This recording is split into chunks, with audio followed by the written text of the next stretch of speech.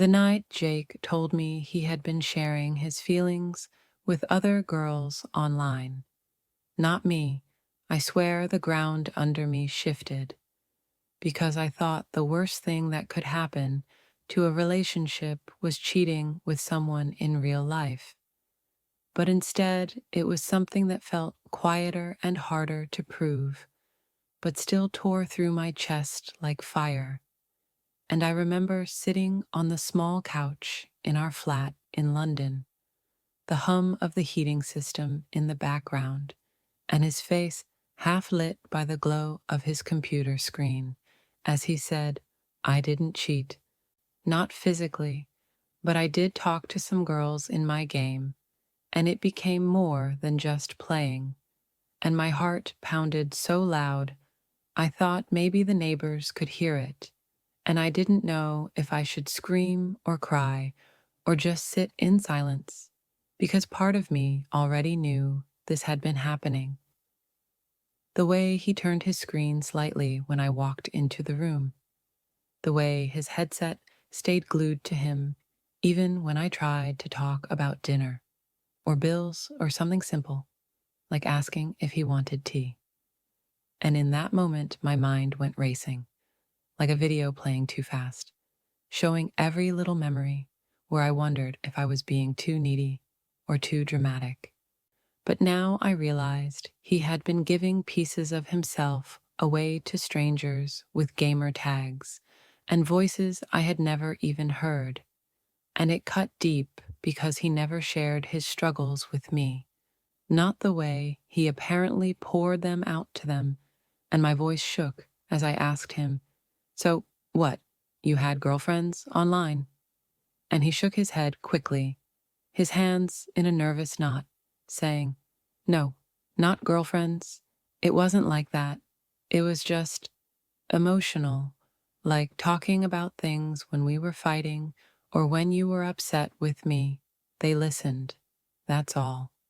And I wanted to laugh, but it came out bitter because I had begged him to talk to me, begged him to tell me what was going on in his head when work stressed him or when he withdrew into his games. But instead, he gave that part of him to strangers. And in that single moment, I realized something scarier than cheating. He trusted them with his heart more than me, and the room suddenly felt too small, the ceiling pressing down as though it wanted to crush me. And I remember standing up so fast the couch squeaked against the wall, saying, I can't even look at you right now. And going to the kitchen, gripping the cold counter, my hands shaking because I loved him. I still loved him, and that was the part that made me feel sick. That I wanted to run, but also wanted him to hold me. But he just sat in the living room, quiet, probably still thinking about those girls. And I thought about how unfair it was. How they got the gentle, vulnerable version of him while I got the distant, distracted one. And I wondered if our whole relationship was just a game I had already lost. The silence after his confession was worse than any shouting match we had ever had, because usually when couples fight, words fly like arrows, and at least you know where you stand. But here it was just quiet, a heavy kind of quiet that made me feel like my chest was filled with rocks. And I remember leaning against the cold kitchen counter, my hands trembling as I stared at the chipped edge of a mug, thinking about how this was the same kitchen where we laughed about burnt toast a month ago. And now it felt like a crime scene, the air thick with something broken that I couldn't sweep away. And Jake stayed in the living room, the glow of his monitor still spilling across his face like he didn't know how to switch off. Like maybe he couldn't even if he tried. And I hated that I imagined the faceless voices he had been talking to, the way they must have laughed with him, the way he must have confessed things to them that he couldn't say to me, and my chest hurt as if I had swallowed fire. But instead of shouting, I just let the silence grow. Because if I said one word, I felt like the whole world inside me would collapse. And I think he knew it too, because he didn't push. He didn't come to the kitchen to hold me. He didn't even call my name. He just sat there, staring at nothing, and the sound of my own breathing felt too loud in that small flat.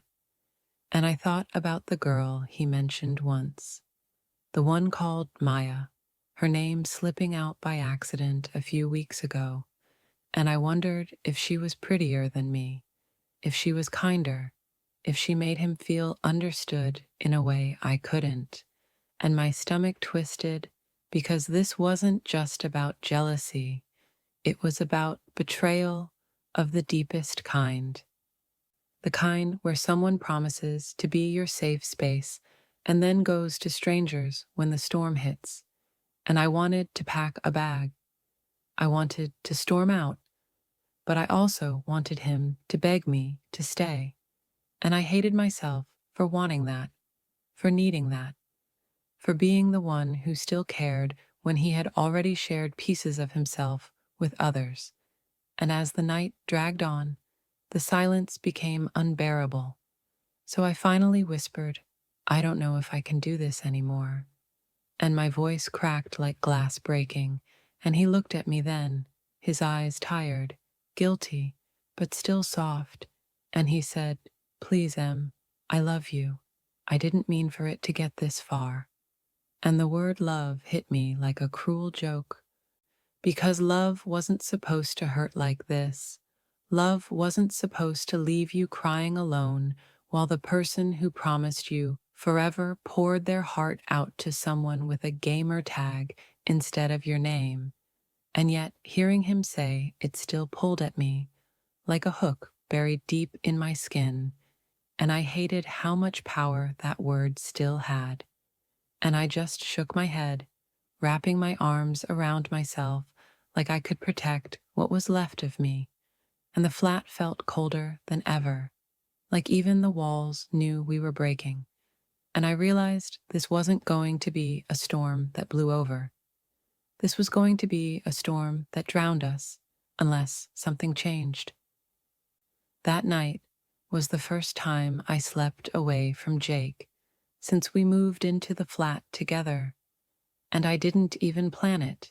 It just happened, because after the silence in the kitchen turned unbearable, and my heart felt like it was beating outside my chest, I grabbed my coat and keys and walked out into the cold London air, my steps fast even though I didn't know where I was going. And I ended up at Sophie's flat because she was the only person I could think of who wouldn't judge me for showing up in the middle of the night. And when she opened the door, her messy bun and oversized hoodie making her look half asleep, I broke down before I could even say a word, my tears spilling faster than I could wipe them, and she just pulled me inside, wrapped me in a blanket, and let me sit on her sofa until I could finally breathe again. And when I told her what Jake had admitted, how he had been giving his emotions away to other girls online, her face tightened in that way she always did when she was holding back words that might sting. And she finally said, I've told you before, he doesn't open up to you because he doesn't want to, not because he can't." And I wanted to argue, to defend him, but the truth hit too hard. Because she was right, he chose to shut me out and chose to let them in. And that choice spoke louder than any excuse he could give me. And when I finally curled up on her sofa with the blanket pulled over me, the city lights flickering through her thin curtains, I realized I had left Jake sitting alone in the flat, and a twisted part of me wondered if he was still talking to them, even after confessing, if maybe the silence between us just pushed him back into the comfort of their voices, and the thought made me sick. But I couldn't stop imagining it, and I hated that my brain wouldn't let me rest, replaying his words over and over. It wasn't physical, it was just emotional, as if that made it easier, as if betrayal without touch hurt less. But lying there in Sophie's flat, I realized it hurt more, because he had given away the very thing I had been begging for, and now I was left with the scraps, wondering if our love was already too shattered to save. And when I finally drifted into restless sleep, I dreamed of a faceless girl with a gamer tag instead of a name, sitting in the place I used to sit, laughing with Jake while I stood outside in the cold, invisible. When I woke up on Sophie's sofa the next morning, the light sneaking through the curtains felt too bright for the way my heart was still heavy, and Sophie was already awake, sitting at her small kitchen table with a mug in her hand, scrolling through her phone. And when she saw me stir, she gave me that look, the one that said she had already been rehearsing what she wanted to say. And I sat up slowly, my body stiff from a night of restless half-sleep. And she didn't waste time with pleasantries, just said, you can't keep making excuses for him." And I hated how much it stung, because she wasn't even being cruel. She was being real. And she always had been the one to tell me the things I didn't want to hear.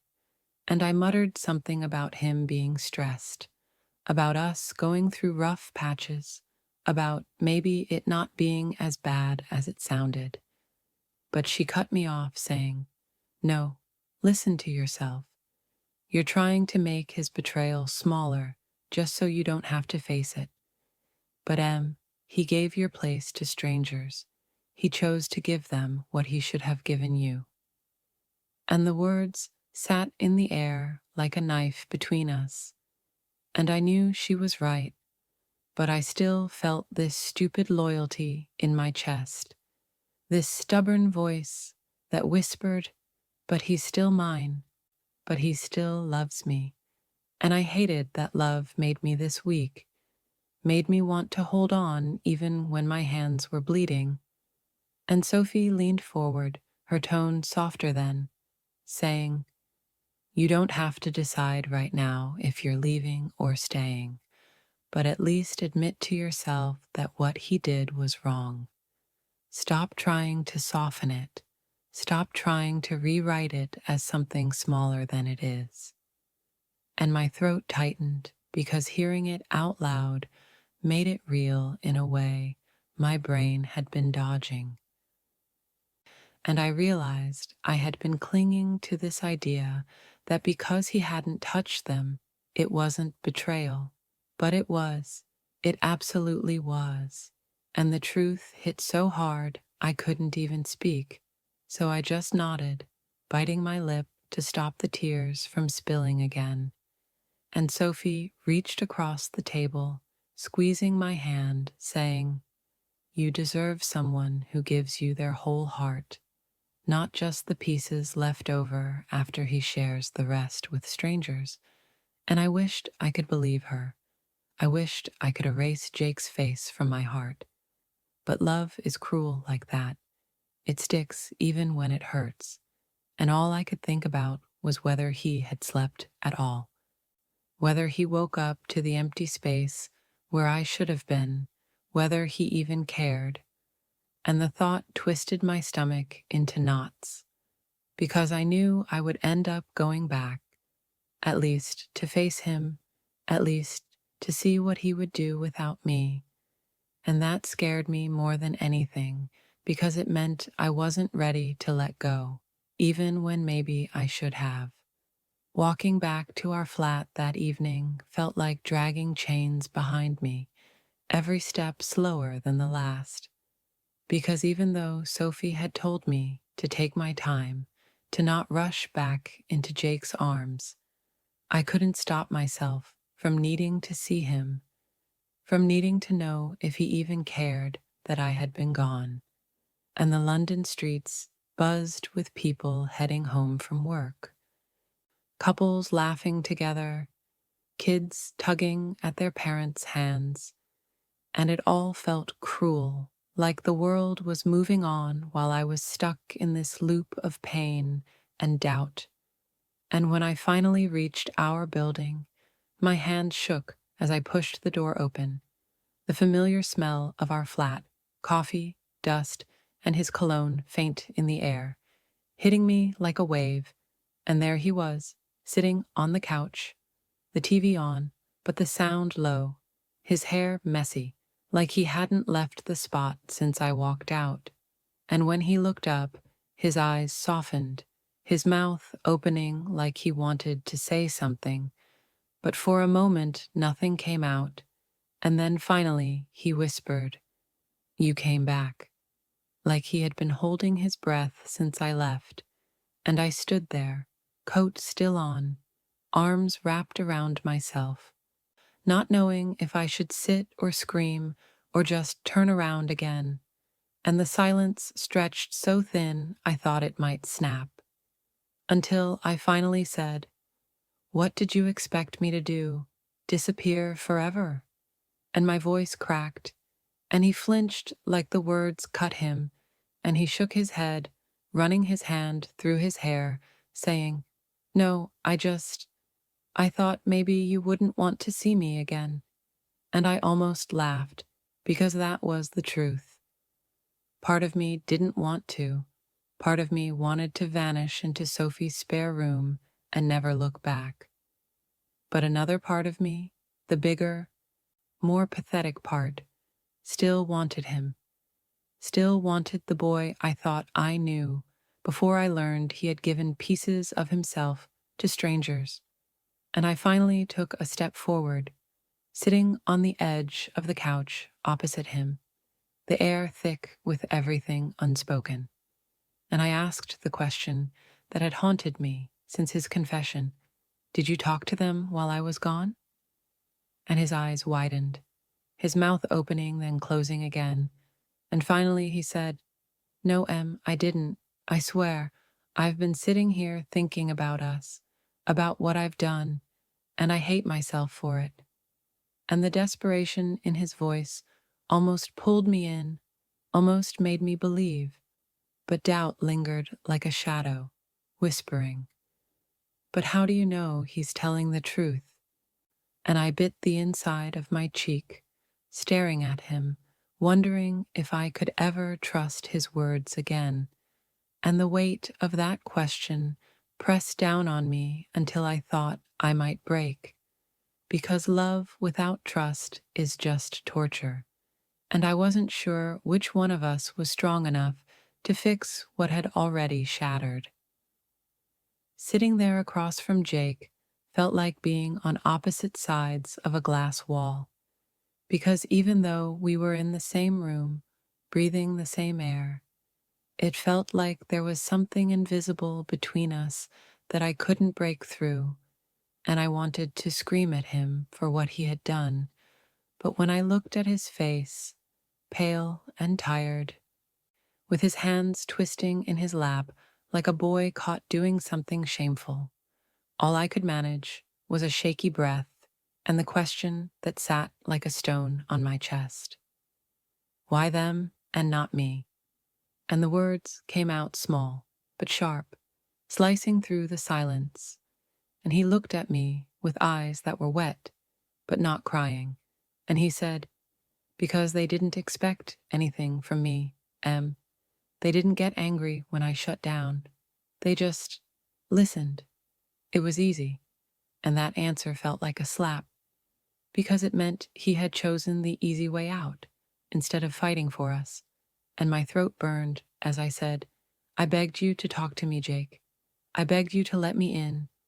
And instead, You ran to strangers with gamer tags like some secret diary, and his shoulders sagged as he whispered, I know I screwed up, but it wasn't because I didn't love you. It was because I was scared you'd see the worst in me and stop loving me. And I laughed bitterly, shaking my head because the irony was too cruel. Well, now I see the worst in you anyway, and I don't know if love is enough to fix it. And his face crumpled at that, like my words had punched him in the gut. And for a moment, I wanted to take it back, but I didn't, because it was the truth. And the truth had been buried for too long under excuses and silence, and the room felt heavier than ever. The TV flickering behind him like a ghost, the smell of cold takeout lingering from the night before. And I realized this was the moment, the first real conversation we'd had in months, maybe years, and yet it was born out of betrayal. And that terrified me, because if this was what honesty looked like, if it only came after destruction, then what kind of future did we have? And still, even with all that pain, when his voice broke as he said, Please don't leave me, Em. I'll do anything. I'll cut them off. I'll delete the accounts. I'll change. I felt my heart ache because part of me still wanted to believe him, still wanted to think love could be rebuilt, even if the foundation was cracked. And as I sat there, staring at the boy I once thought was my forever, I wondered if maybe this was the start of something new, or the slow death of everything we had been. The next day I met Sophie for coffee, because I couldn't stay in the flat with Jake's sad eyes and desperate promises circling me like chains. And the cafe near the bookstore where I worked was warm and crowded, full of the sound of cups clinking and people laughing, which felt like a cruel contrast to the storm inside my chest. And when Sophie slid into the seat across from me, with her hair pulled back and her coat still damp from the drizzle outside, she didn't waste time asking how I was. She just looked me dead in the eye and said, You went back to him, didn't you?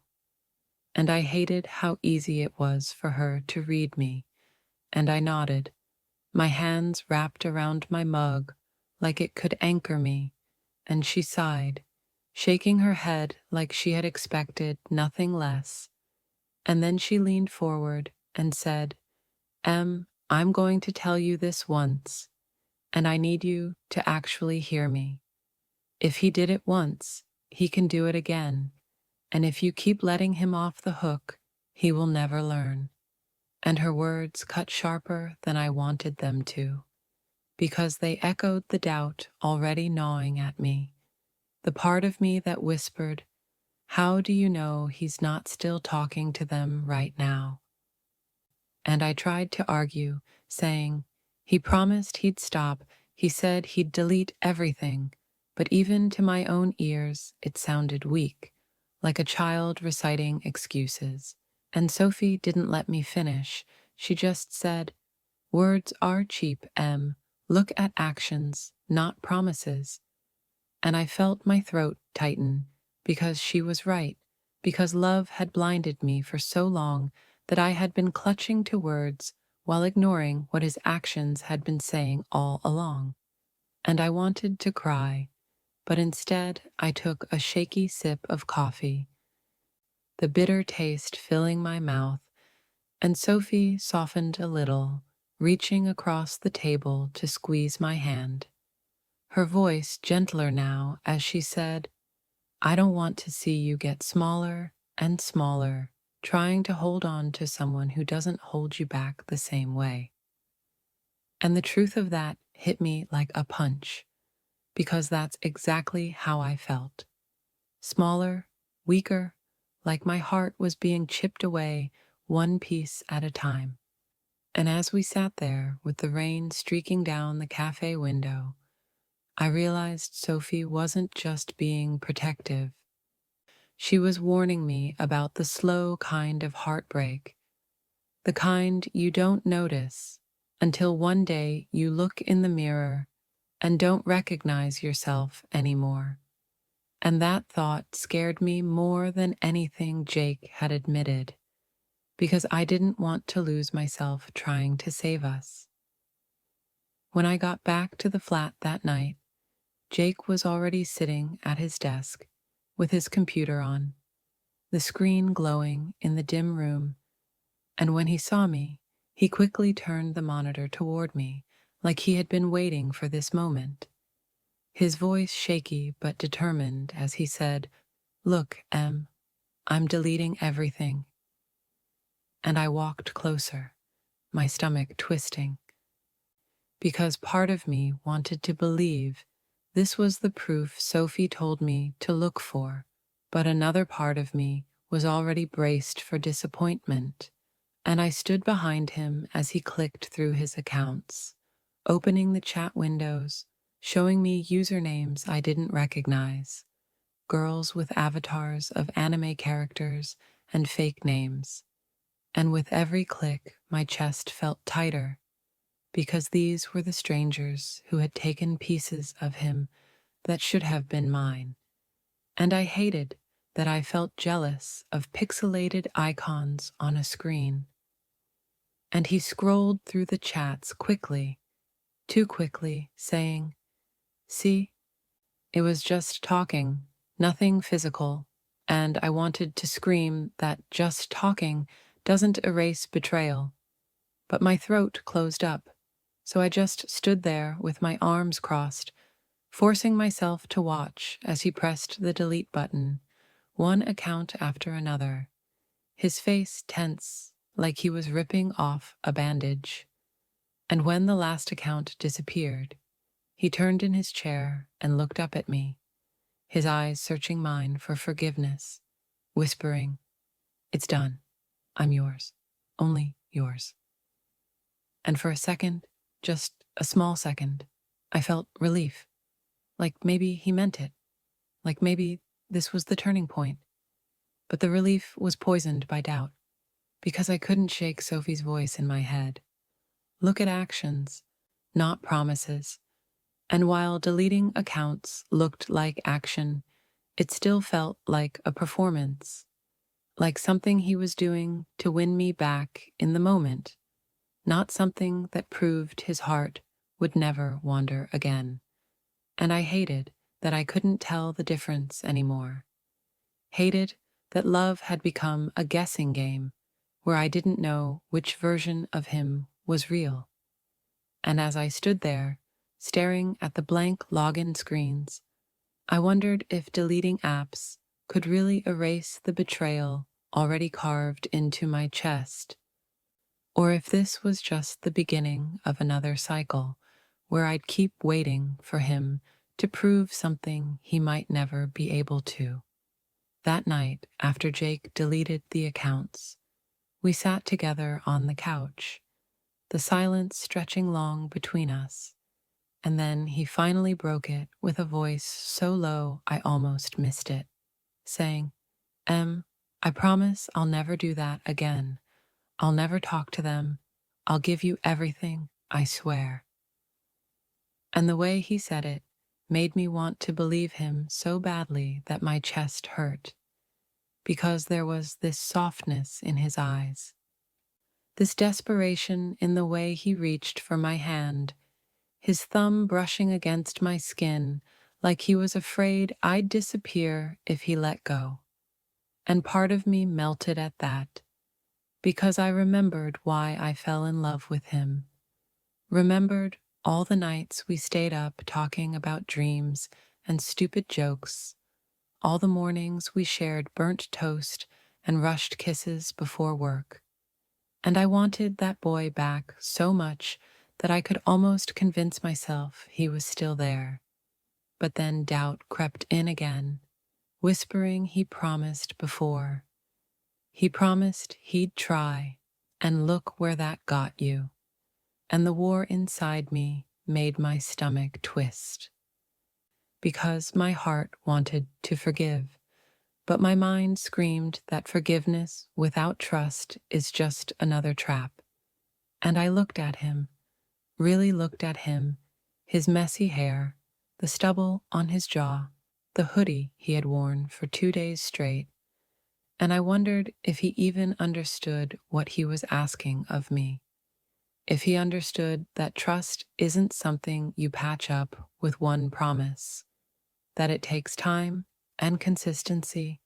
And when I said, "You can't just promise your way out of this, Jake, you have to show me," his face fell like a kid who had just been told no for the first time, and he nodded quickly, almost too quickly, saying, "I will. I'll show you. I'll do anything."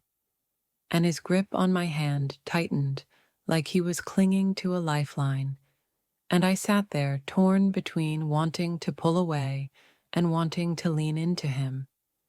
Because love is cruel like that. It doesn't let go just because it should. And as we sat there in the dim living room, the city noise faint outside our window, I wondered if this was the first step toward healing, or just another page in a story that was already ending. And the not knowing was the hardest part of all. Over the next week, I watched Jake like a detective watching a suspect. Not because I wanted to catch him, but because I needed proof, real proof, that his promises meant something this time, and every small action felt like a test in my head. Like when I walked into the room while he was gaming and saw him quickly mute his mic. My stomach dropped until he turned the screen toward me and showed me he was just playing solo. No chats open, and I hated that I had become this version of myself. The girl who had to double-check her boyfriend's honesty like she was scanning for lies. But I couldn't stop. It was the only way I felt in control. And one night, when he left his phone on the table to grab a drink, I stared at it for a long time, the screen glowing faintly with a new message notification, and my heart pounded as I fought with myself about whether to pick it up. And in the end, I did, my fingers trembling as I unlocked it with the code I had known for years. And when I saw the message was just from his boss about a shift change, I almost cried with relief, but also shame, because I had crossed a line I never thought I'd cross. And that was when I realized this was what betrayal does. It doesn't just break trust, it turns you into someone you don't even recognize, someone who snoops and second guesses and never feels steady again. And later that night, when he sat beside me, leaning into me as if nothing had happened, I forced a smile, but inside I was drowning, because even though he was trying, even though I could see the effort in the way he kept his screen open and left his phone unlocked, I couldn't shake the fear that he was only behaving because I was watching. And I wondered how long I could live like this, measuring every look, every click, every word, like they were clues in a case where the verdict might already be decided. A few days later, while I was working my shift at the bookstore, stacking a pile of novels on the front table, I heard someone call my name, and when I turned, there he was, Liam, my childhood friend I hadn't seen in months, maybe even a year, taller than I remembered.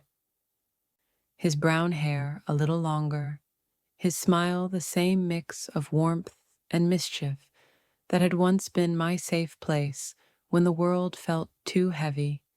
And the second I saw him, my chest loosened in a way it hadn't since Jake's confession, because with Liam there was no pretending, no guessing, just this natural comfort that came from years of history, from knowing each other before life got complicated.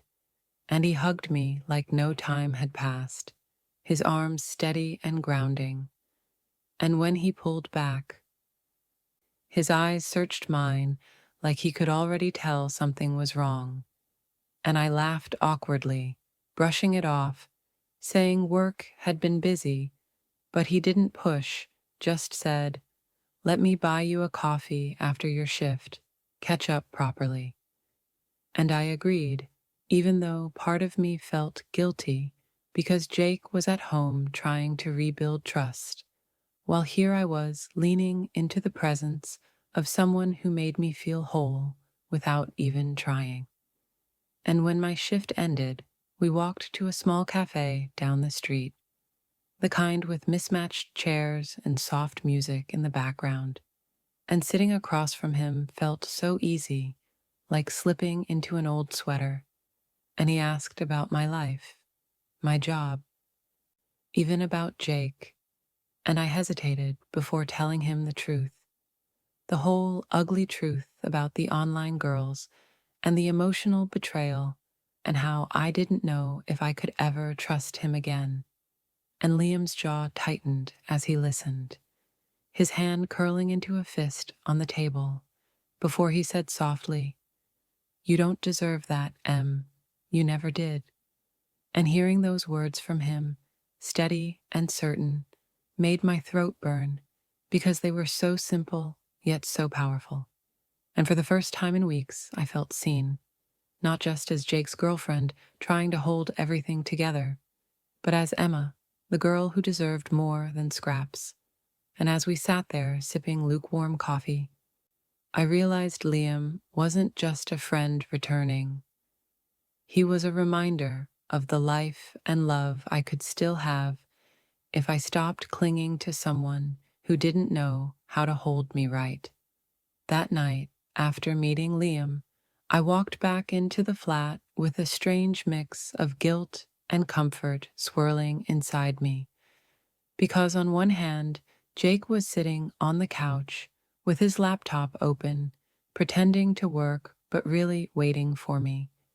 And he looked up with this hopeful little smile, like a dog waiting for praise. And my heart twisted because I knew he was trying. I knew he wanted to be the boyfriend I needed. But all I could think about was the way Liam's words echoed in my head. "You don't deserve that, Em." And it made me question everything. Because with Jake, every moment felt like a test, like I was watching to see if he slipped up. But with Liam, just one conversation made me feel steady again, like I didn't have to be on guard. And the more I thought about it, the more I realized I was living in two different worlds.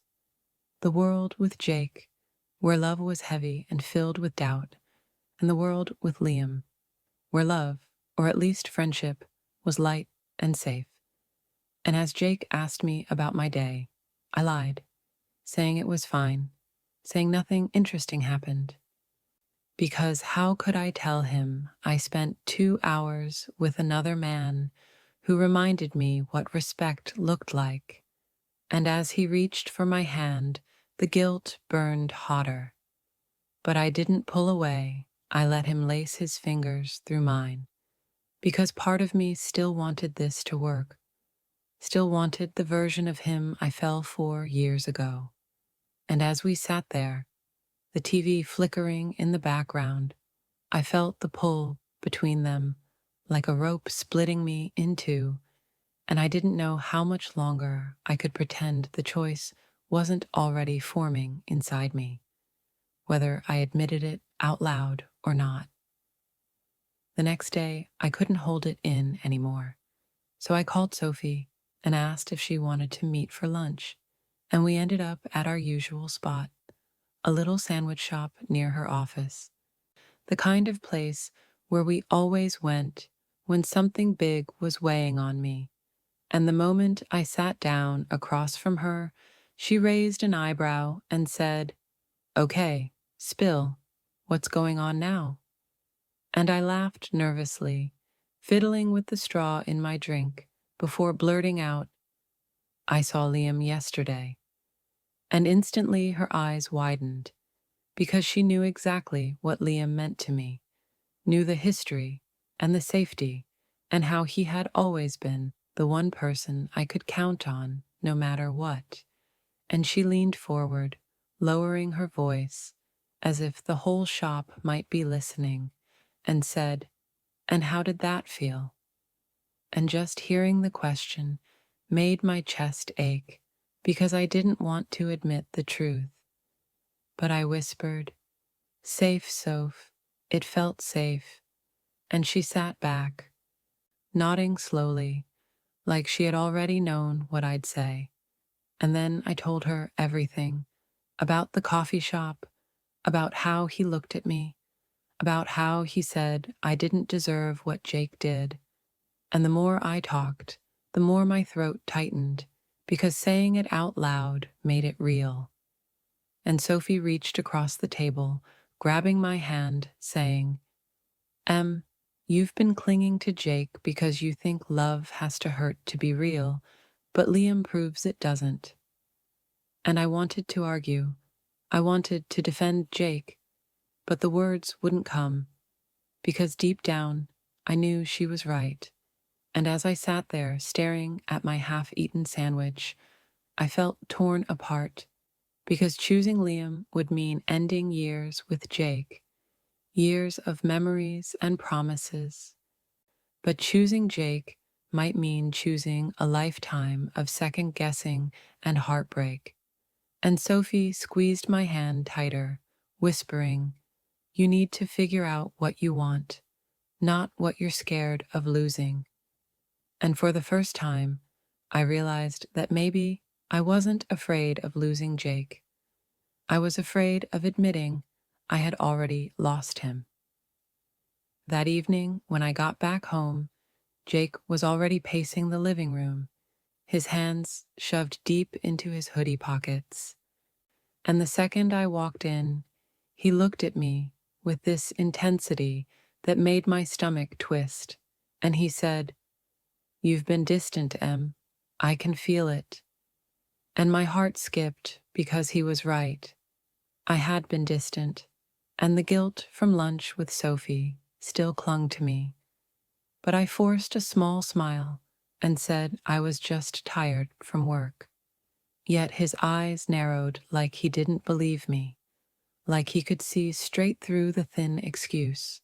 And he came closer, reaching for me, his hands gripping my shoulders too tightly, his voice low but urgent, as he said, "I'm doing everything I can to prove myself, but if you're already halfway gone, tell me now. Don't make me fight for nothing." And the desperation in his voice made my chest ache, because I could see how badly he wanted to hold on to us. But the more he pushed, the more I felt myself pulling away, and I hated that. I hated that no matter how many accounts he deleted or promises he made, the trust just wasn't rebuilding inside me the way he hoped it would. And when I gently pushed his hands off and whispered, "I just need space, Jake," his whole face shifted like I had slapped him, and he muttered, "Space is what got us here in the first place," before storming off to his desk, slamming his headphones on. And I stood there frozen, watching him retreat into the glow of his computer. And I wondered if maybe Sophie was right, if maybe I wasn't afraid of losing him at all. Maybe I was afraid of admitting I had already let him go. A few days later, when Jake was working a late shift, I found myself staring at my phone, Liam's name sitting at the top of my messages from the coffee meetup, and my fingers hovered for what felt like forever before I finally typed, "Are you free tonight?" And almost instantly he replied, "Always for you," which sent a strange mix of warmth and fear through me, because part of me knew this was crossing a line, even if I told myself it was just two friends catching up. But when I walked into the same cafe later that evening and saw him waiting, his smile soft and steady, All that guilt loosened just a little, because being with him felt like breathing after holding my lungs tight for too long. And we talked for hours again about books, about our families, about the small things Jake never seemed to notice anymore. And I laughed, really laughed, for the first time in weeks, the sound surprising me, and Liam's eyes lit up every time he made me smile, like it was his mission to remind me who I used to be before everything got so heavy. And as the night stretched on, he finally leaned forward, his voice quieter, saying, I don't want to push you, but I need you to know you don't have to stay with someone who breaks you just because you've built history with them. And his words hit me hard, because deep down I knew they were true. Yet hearing them from him made my pulse quicken with a dangerous kind of comfort. And when the cafe lights flickered as they prepared to close, we walked outside together, the cool London air brushing against us, and he reached for my hand, not forcefully, not even fully holding it, just brushing his fingers against mine as if asking for permission. And in that moment, I pulled back quickly, guilt slamming into me. But the truth was clear in my chest. Jake was trying to win me back with promises, but Liam was reminding me what it felt like to be chosen without having to ask. The next morning, Jake was already awake when I came out of the bedroom, sitting at the table with a mug of coffee he hadn't touched. And the look on his face made my stomach drop, because it wasn't anger exactly, but suspicion, sharp and heavy. And before I could even say good morning, he asked, "Where were you last night?" And my throat went dry, because technically I hadn't lied. I told him I'd be out, but I hadn't said with who. And I froze, fumbling for words, finally muttering, "Just needed some time to myself."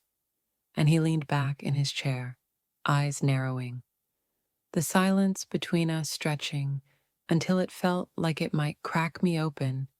And he said, "Time to yourself or time with someone else?"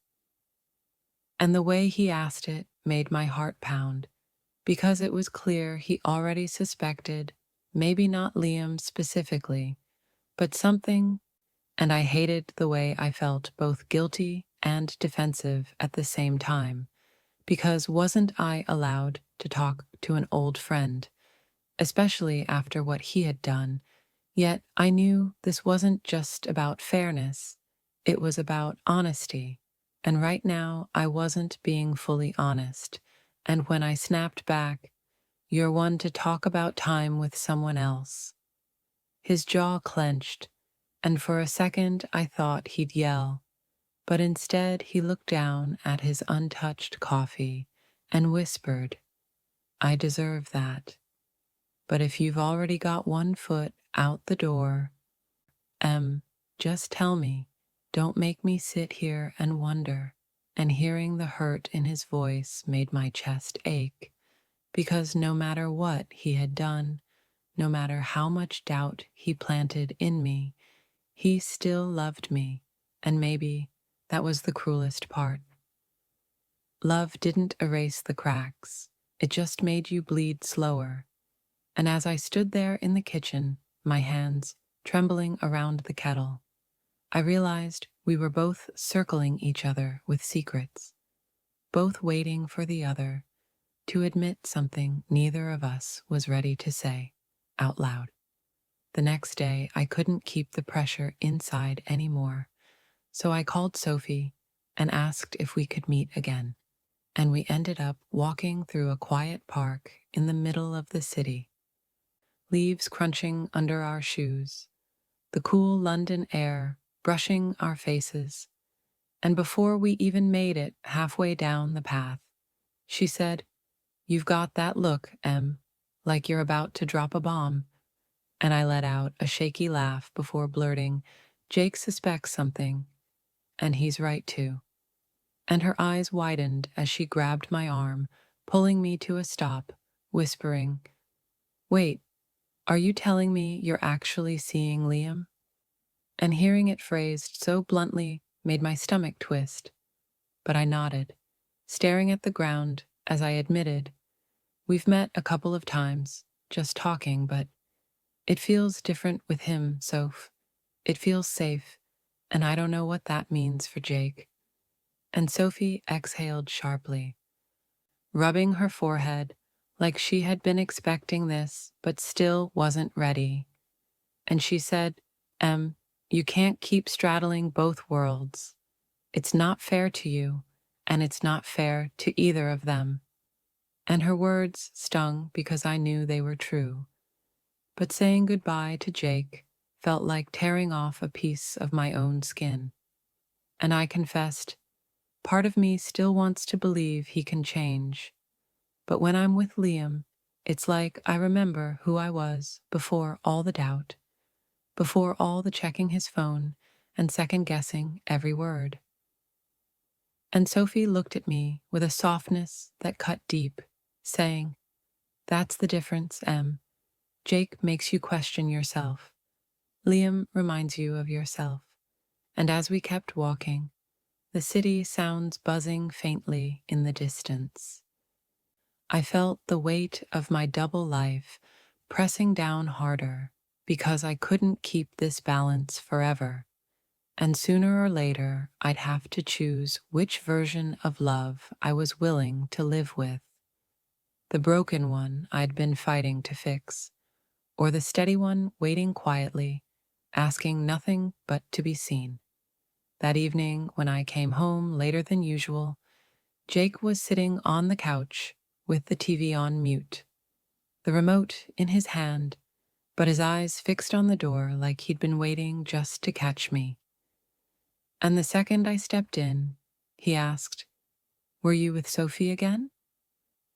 And I froze because technically I had seen Sophie earlier, but I had also been with Liam afterward.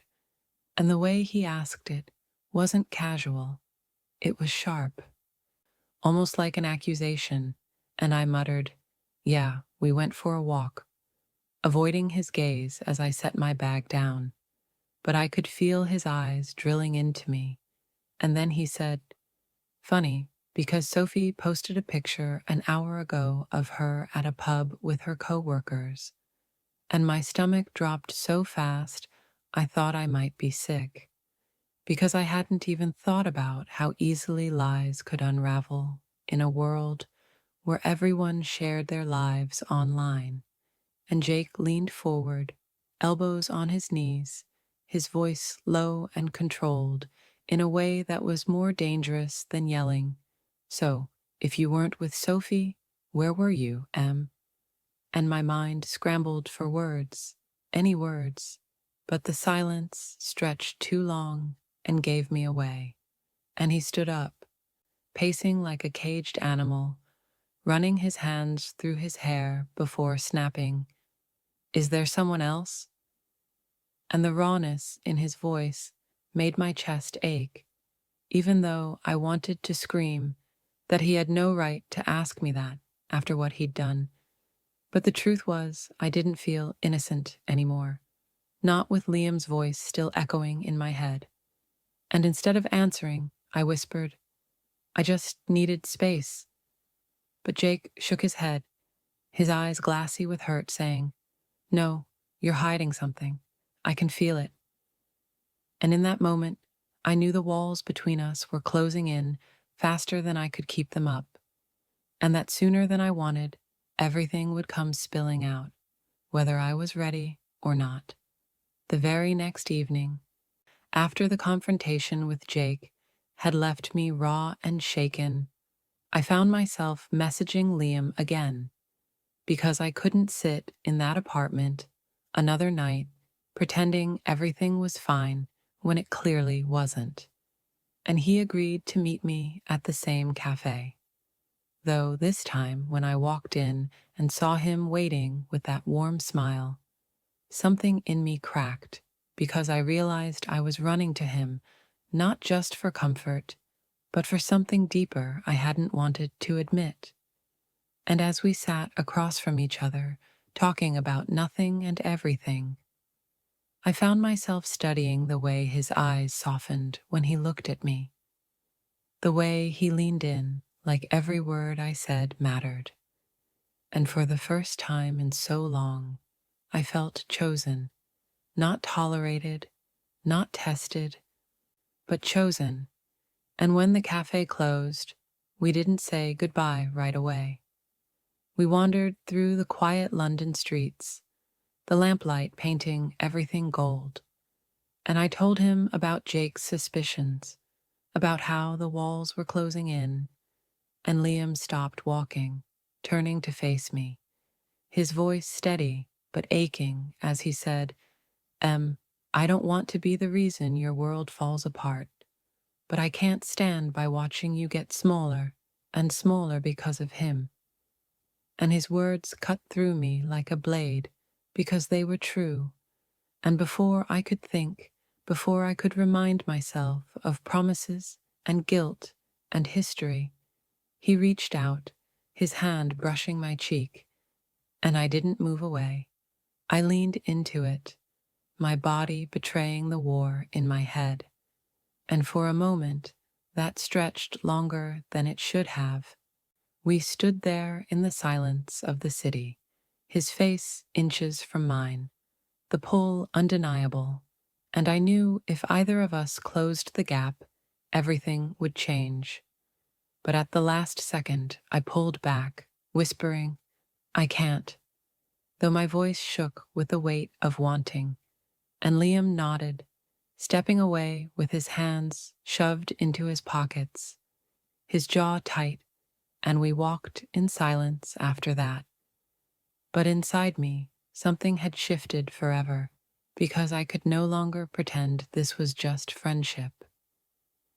Liam was the safe place I had been searching for, and Jake was the storm I was still trapped in.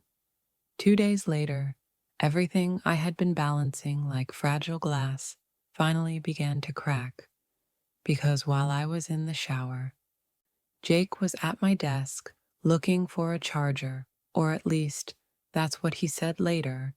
But what actually happened was he saw my phone buzzing with a new message, and when curiosity got the better of him, he glanced at the screen and froze, because there it was, Liam's name glowing with words that read, "I can't stop thinking about last night."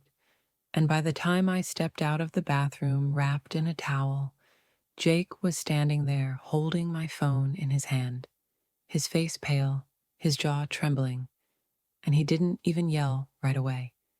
He just stared at me like he didn't recognize me, like I was a stranger who had broken into his life wearing my face. And finally he whispered, "Liam? Liam?" Like the name itself was a betrayal, and my heart sank because I knew there was no talking my way out of this. No excuses about Sophie, no explanations that would make that message mean anything other than what it did. And when I reached for the phone, he pulled it back, his eyes wild, his voice rising as he snapped, "How long has this been going on? How long have you been sneaking around behind my back while I've been killing myself trying to prove I love you?" And his words hit me harder than if he had screamed, because buried inside them was the truth I had been avoiding. I wasn't innocent anymore. I had crossed the same invisible lines I once hated him for. And as I stood there dripping water onto the carpet, I whispered, "Jake, it's not what you think."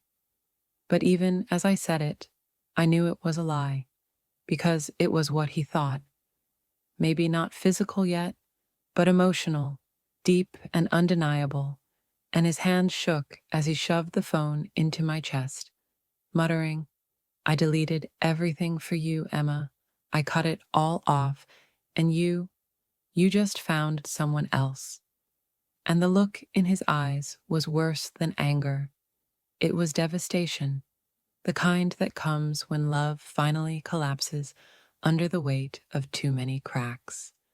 And I realized in that moment that no matter what choice I made next, nothing would ever go back to the way it was. The apartment walls felt like they were closing in as Jake's voice finally broke into a full shout, his words ricocheting off every surface as he paced with his hands tearing through his hair, yelling, "I gave up everything for you, Emma. Every single girl, every stupid chat. I shut it all down because you begged me to. And now you're sneaking around with him." And I tried to speak, tried to steady my voice, but everything came out in pieces. "It wasn't like that, Jake. I just needed someone to talk to, someone who actually listened." And that only made him explode louder. "Listened? You mean Liam listened? Your childhood friend? The one who's always had his eye on you? Do you have any idea how pathetic I've felt knowing he's been waiting for me to screw up so he could swoop in?" And my chest tightened because I wanted to scream back that I hadn't planned this, that Liam had only been a lifeline in a storm Jake himself had created. But when I opened my mouth, all that came out was, "I was lonely, Jake." And the silence that followed was worse than the yelling, because his face twisted, his eyes red, his voice dropping low and jagged as he said, "So what? I wasn't enough?" And the weight of it crushed me because it wasn't about enough. It was about trust, cracks, years of patching things instead of fixing them. And I broke, shouting back through tears, "You weren't there, Jake. You checked out every time things got hard and left me carrying it all while you ran to other girls online." And for the first time, he looked stunned into silence, his chest heaving, his hands dropping to his sides, as if my words had gutted him. But the fury didn't leave his eyes. It just shifted into something colder, and he muttered, "So you punished me by becoming exactly what you hated." And the truth of that statement ripped through me like fire, because he wasn't entirely wrong. And I realized then that this fight wasn't about who had hurt who more. It was about two people standing in the ruins of something they had both burned down, too scorched to rebuild and too stubborn to walk away. And as the tears blurred my vision, I whispered, "Maybe we're both broken, Jake." And his silence said everything. Maybe we always had been. The morning after the fight, I couldn't stay in that apartment another second. So I stuffed a few clothes into a bag, grabbed my phone, and walked out without telling Jake where I was going, my hands shaking the whole train ride until I ended up at Sophie's flat. And the moment she opened the door and saw my swollen eyes, she didn't ask questions, just pulled me inside and shoved a cup of tea into my hands, the steam fogging my face as if it could hide the shame I carried. And when I finally told her everything, Jake finding Liam's message, the fight that nearly split the walls open, the way I felt torn between guilt and relief, Sophie leaned back on her couch with that blunt look she always gave when she wasn't going to sugarcoat anything, and she said, You two are toxic for each other, and you know it." And I wanted to argue, to defend what Jake and I had, the history, the love that had once been so easy. But the words died in my throat because she was right. It wasn't just his mistakes anymore. It was mine too. And Sophie leaned closer, saying, "You don't love him the way you used to. You're scared of leaving, that's all." And hearing it out loud made my chest ache, because she had peeled me open in seconds, and when she asked about Liam, my silence gave me away, my fingers tightening around the mug, and she smirked a little sadly. I knew it. There's something there, isn't there? But don't you dare make him your rebound, Em. Figure yourself out first. And that hit me harder than anything Jake had said, because Sophie was right again. I had been clinging to Liam like a life raft instead of asking myself what I really wanted. And as I sat there in her tiny London flat, listening to the city hum outside, I realized maybe this wasn't about choosing between Jake and Liam at all. It was about finally choosing myself, something I had never once done. 2 days after I'd been staying with Sophie, just when I was starting to breathe again, without the weight of Jake's eyes on me, he showed up at her flat unannounced, knocking so hard it rattled the frame. And when Sophie opened the door, ready to unleash her sharp tongue, I saw him standing there in the hallway, looking wrecked, his hoodie hanging loose on his shoulders, his face pale and tired, like he hadn't slept in days. And when his eyes found mine, he didn't yell, he didn't accuse, he just whispered, "Emma, please come home." And the sound of his voice cracked something in me, because I could see he had rehearsed this moment, forcing himself into calmness. And before Sophie could block him, I stepped out, crossing my arms, my voice flat as I asked, "Why, Jake?" And his eyes filled with tears that he blinked back hard, muttering, "Because I love you, because I can't stand this silence, because I know I messed up, but I swear I can change. I'll do anything, therapy, no gaming, I'll delete every account. Just don't walk away from me." And for a second, my chest twisted with the memory of the boy I had first fallen in love with, the one who made me laugh until my stomach hurt, the one who kissed me in the rain outside the cinema, and I wanted so badly to believe him. But then Sophie cut in, arms folded.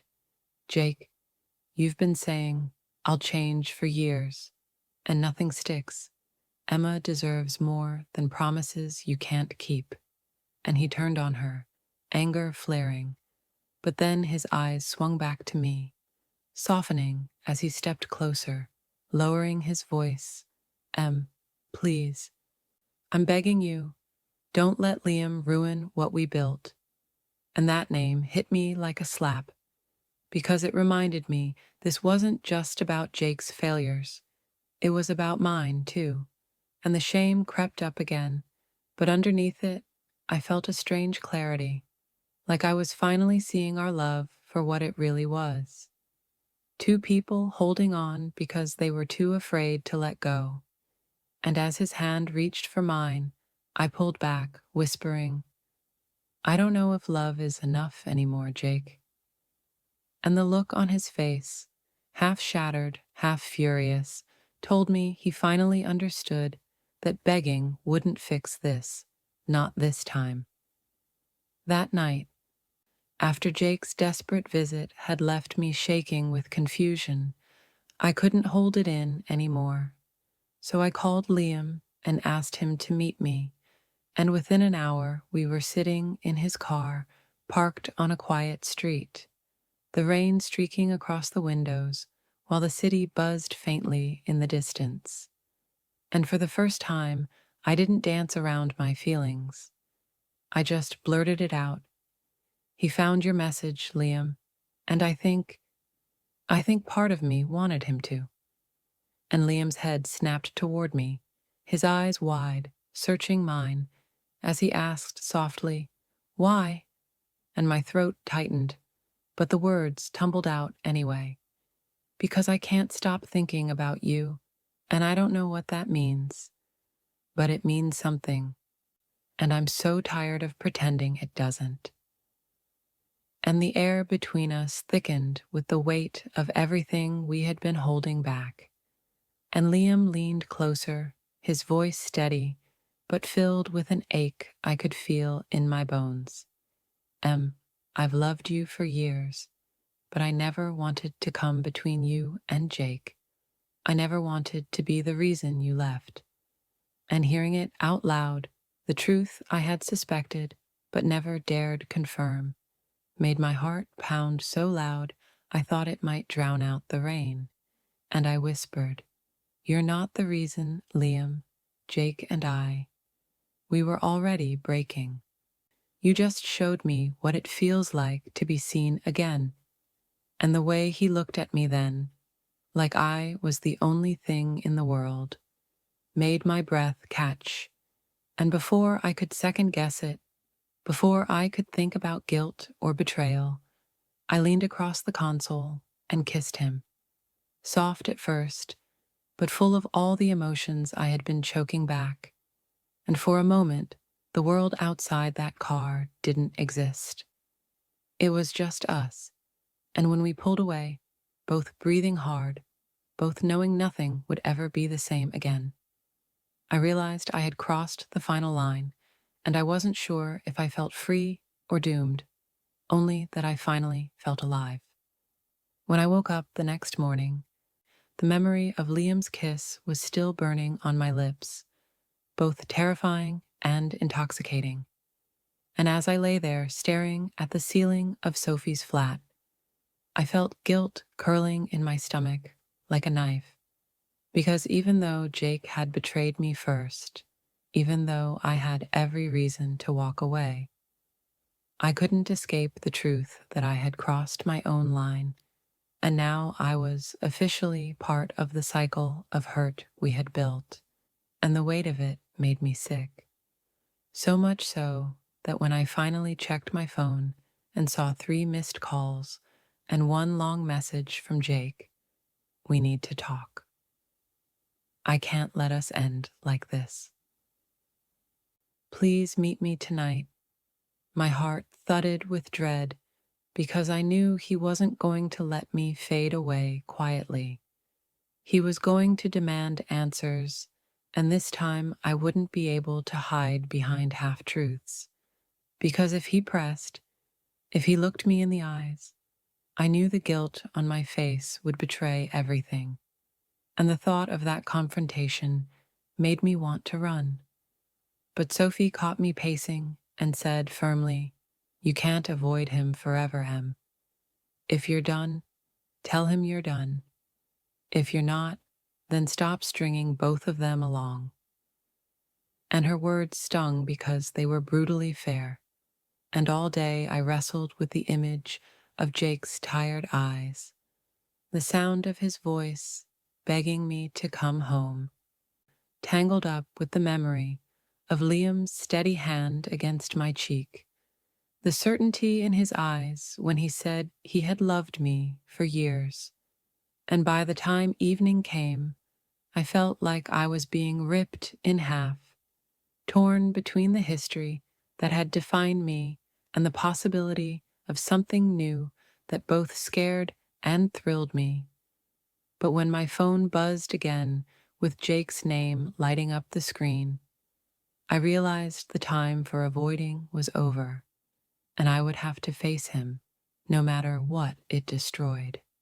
I agreed to meet Jake at a quiet pub near the river, a place we used to go when things were simpler, and walking through the door felt like stepping into a memory I didn't belong in anymore. The smell of beer and fried food hanging heavy in the air as I spotted him already at a corner table, his hands wrapped tight around a pint he hadn't touched, his eyes dark and restless when they lifted to meet mine. And for a long moment neither of us spoke, the silence thick with everything we both knew but hadn't said, until finally he muttered, "Thanks for coming," his voice hoarse, and I slid into the booth opposite him, my hands clenched in my lap, and he leaned forward whispering like every word cost him something. I don't care what happened with Liam. Just tell me it's not real. Tell me it's just a rebound, and we can fix this. And hearing his plea felt like a weight pressing against my chest, because the old me would have jumped at the chance to smooth it over, to patch things up and pretend the cracks weren't there. But now I couldn't lie, not anymore. So I swallowed hard and whispered, I can't tell you that, Jake. And his face crumpled, his hand slamming the table so hard the glasses rattled as he hissed, so it is real. And the stares from nearby tables burned into my back. But I couldn't look away from him, couldn't pretend anymore. So I said, I don't know what it is yet, but it's not about Liam. It's about me realizing I don't know how to keep choosing us when we only break each other.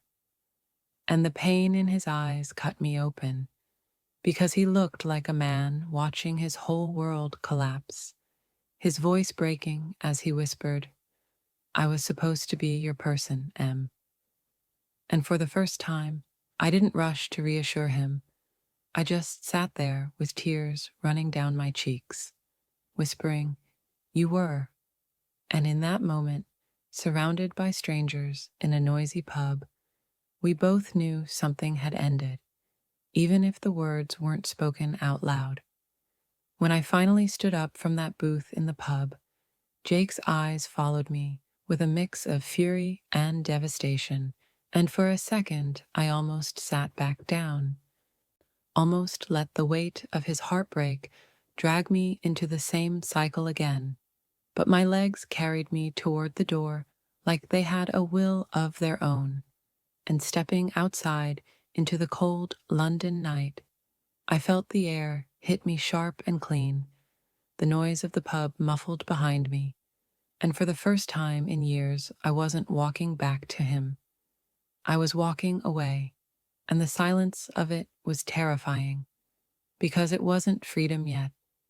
It was emptiness, a hollow ache in my chest where all the noise of our fights used to be.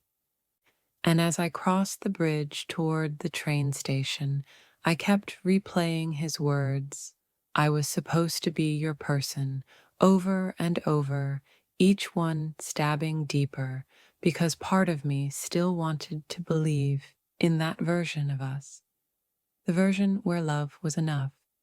But as I walked, I realized love without trust had only left me smaller, lonelier, and now I had to face what came next without his shadow guiding my steps. And though my phone buzzed in my pocket with a message from Liam asking if I was okay, I didn't answer. Because tonight wasn't about Liam or Jake. It was about me finally proving to myself that I could stand alone, even if it hurt, even if I didn't know where I was going. Because sometimes walking away isn't about running to someone else. It's about finally stepping into your own life. And that realization, as fragile as it was, kept me moving forward into the dark. The next few days felt like moving through fog, every sound too sharp, every silence too heavy, because I was no longer in Jake's orbit, and not yet brave enough to step fully into Liam's. And instead of rushing to fill the void, I tried to just exist, waking up at Sophie's, helping her with little things around the flat, going for long walks through London with my headphones in, and for the first time in years I was making choices without worrying about how Jake would react, and it was both terrifying and oddly peaceful, like learning how to stand still after years of running. But of course, the world didn't pause just because I was trying to heal. Because Liam kept reaching out, his texts short and careful. Are you okay? Do you want to talk? And every time his name lit up my phone, my chest tightened with both comfort and panic. because part of me wanted to run straight into his arms and never look back. But another part whispered Sophie's words, "Don't make him your rebound." And I knew she was right. I couldn't replace one storm with another, not yet, not while my heart was still bruised and my head still tangled. So I left his messages unanswered for now, even though each silence felt like a betrayal of something real. And one afternoon, as I sat on a bench watching the Thames roll past, I let myself breathe in the stillness, telling myself over and over that healing wasn't supposed to be fast or neat. It was messy. It was slow. And maybe for once that was okay, because maybe this pause, this uncomfortable middle ground, was exactly what I needed before I could choose anything or anyone again. By the time a week had passed without me answering his messages, Liam showed up in person, waiting outside Sophie's flat, like he had decided he couldn't take the silence anymore. And when I came out, carrying a bag of rubbish, I froze at the sight of him leaning against the railing, his eyes tired but steady, and he didn't waste time with pleasantries. He just said softly, "Why are you shutting me out, Em?" And the question made my throat close up, because it wasn't anger in his voice. It was hurt, the kind that comes from caring too much. And I set the bag down, my hands twisting as I tried to find words, finally blurting, "Because I don't want you to be a bandage, Liam. I don't want to just run to you because I'm broken from Jake." And his jaw tightened, but he nodded slowly, stepping closer until his voice was low and certain. "I don't want to be your bandage either. I want to be your choice." And hearing him say that sent a shiver through me, because it was everything I wanted and everything I was afraid of at once. And the silence between us stretched heavy until I whispered, "I don't even know who I am without Jake yet." And Liam exhaled sharply, raking a hand through his hair before muttering, "Then figure it out, but don't keep me dangling, Em. Don't kiss me like I'm everything one night and then disappear the next." And guilt rushed through me because he was right. I had been selfish, caught in my own storm, and I whispered, "I'm sorry." But he shook his head, his eyes softening. "Don't be sorry. Just be honest with yourself. And when you are, I'll be here if that's what you want." And with that, he walked away, not slamming the door, not demanding an answer, just leaving me standing there with my chest aching, realizing that love, real love, wasn't about filling gaps. It was about choosing, and I wasn't ready yet. But for the first time, I believed I might be. Weeks later, after the noise had settled into something quieter, I found myself walking through London on a crisp morning, the city alive around me, but my thoughts finally still, because for the first time in years, I wasn't tangled in Jake's moods or Liam's patience. I was just me, Emma, a woman who had stumbled through mistakes and heartbreak, but somehow landed on her own 2 feet. And it hit me how rare that felt, how strange and freeing. And as I sat at a cafe by the river, sipping coffee alone, I thought back to Jake's pleading eyes, to Liam's steady voice, and I realized neither of them were the answer I had been searching for. Not yet, maybe not ever, because this story wasn't about choosing between them. It was about finally choosing myself. And when my phone buzzed with a message from Jake, "I hope you're okay," I didn't feel the need to reply, because I knew that chapter was closed. And when later another message came from Liam, "I'm around if you want to talk," I smiled softly, not out of panic or guilt, but from the warmth of knowing he cared.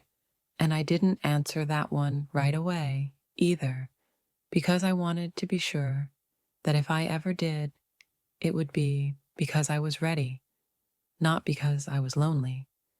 And as I closed my eyes and let the sun warm my face, I felt something I hadn't in a long time.